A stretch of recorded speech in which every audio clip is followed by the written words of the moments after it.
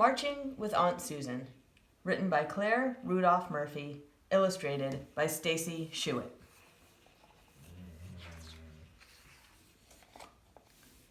Papa took my brothers hiking, but not me. Strenuous exercise is not for girls, Bessie, he told me. You're not strong enough, Annie said.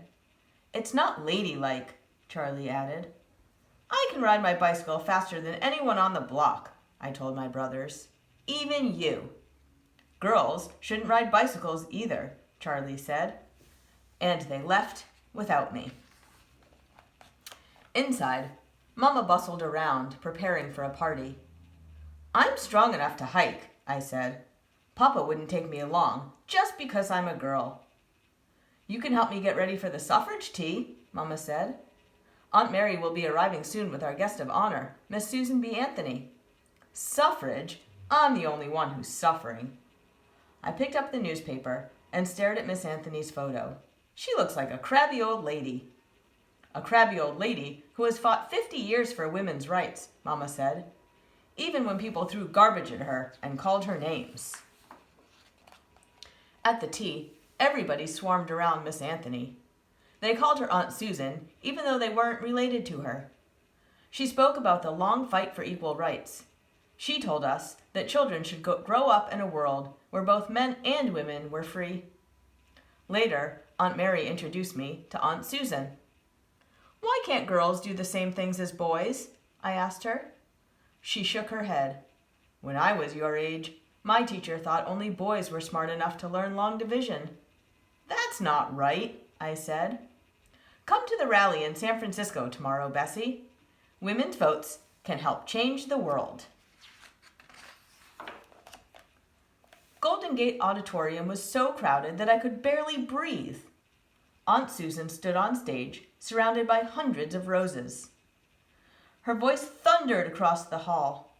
The votes of all the people, including women with men, will surely bring about the wisest and best government the world has ever seen.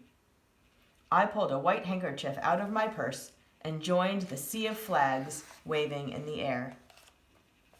The day after the rally, I rode my bicycle over to my best friend Rita's house. You should have heard Aunt Susan speak yesterday, I told her. My papa says ladies shouldn't speak in public, Rita said. Aunt Susan says that girls are just as smart as boys. We should get to help make decisions too. Papa decides everything in our family, Rita said. That's not right. I looked at my best friend.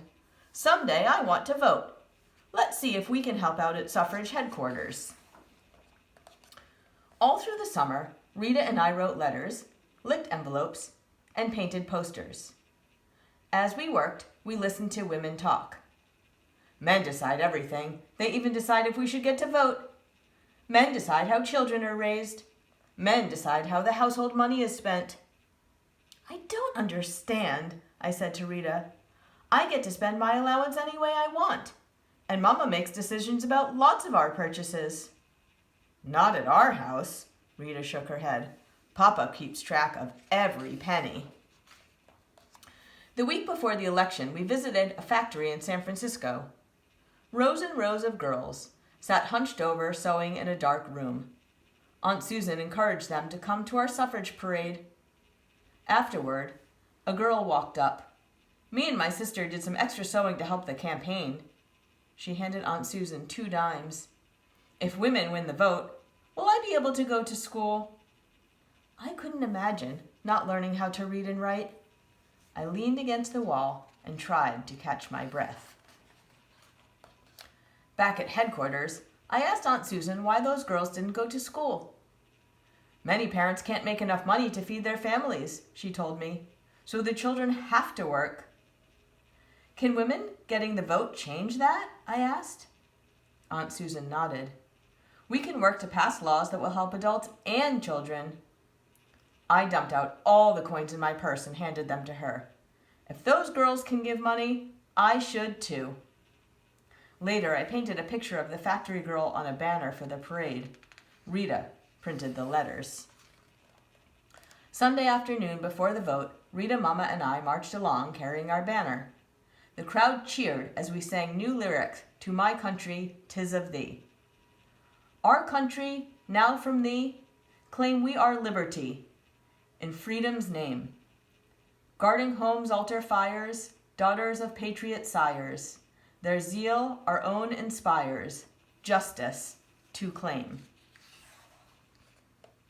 But then men began shouting, "Women belong in the kitchen! Girls belong at home!" Rita's father appeared and dragged her away. "No daughter of mine will parade in the streets." A boy splattered an egg down the front of my white dress. "What do you want to be, a man?" he yelled. I stood frozen, watching the oozing yellow stain spread, until Mama picked up Rita's end of the banner, and we marched on. When we heard what had happened, Papa bought me a new white dress. If only it was that easy to win the election.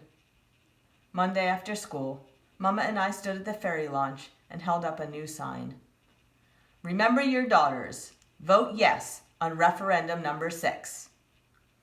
I couldn't tell if I got more pats on the head or grumbles from the men walking by. But Mama said, it only matters how they vote tomorrow. The day after the election, my brothers raced me home from school. Charlie grabbed the newspaper off the front porch. "Women lose the vote," he shouted. I leaned my bicycle against the house and snatched the newspaper out of his hands. "What are you so mad about?" asked Annie. "Someday you'll get to vote and you don't even care. Mama is as smart as Papa and I'm as smart as you. We should get to vote too." Mama came out and picked up my bicycle. Aunt Susan said that a bicycle gives a woman freedom. "Teach me how to ride, Bessie."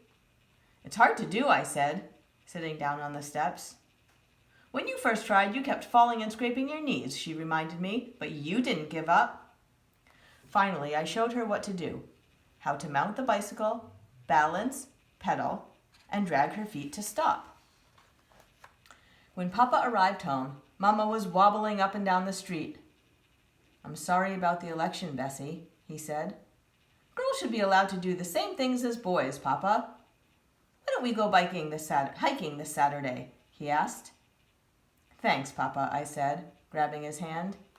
"And Sunday, there's a rally for the next suffrage campaign.